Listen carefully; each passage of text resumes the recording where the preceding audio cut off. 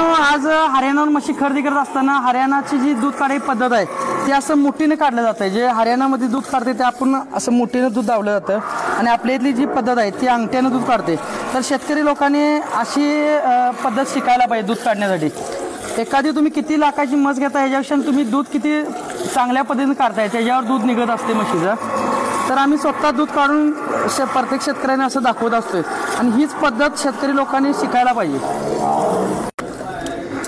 तर ह्या ठिकाणी तुम्ही म्हणता काही फेस आहेत तर स्वतःपणे थंड दूध आहे आणि कुठलाही शेतकरी इथं येऊन स्वतः बघू शकते की हे फेस आहे काय म्हणजे दूध आहे ते टोटल पूर्णपणे दूध आहे. यात फेस काही पण आपण उठवलेलं नाही.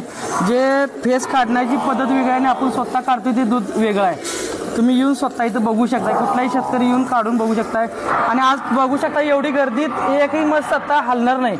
आपल्या एवढ्या गर्दीमध्ये म्हस आता हलत नाही की कोणीही दूध काढून बघू शकता चेक करून. तर शेतकरी मित्रांनो आता ही जी म्हैस आहे एवढा गर्दी असून पण एकदाही पाय उचलणार नाही हलणार नाही. आज तुम्ही लोकलच्या साध्या जर म्हशी घेत असेल तर ते 80,000 90,000 येतात. तर ती जी बारडी आहे ती बारडी आपल्या गोट्याच्या बाहेर जातील एवढी गर्दी जर बघितला तर.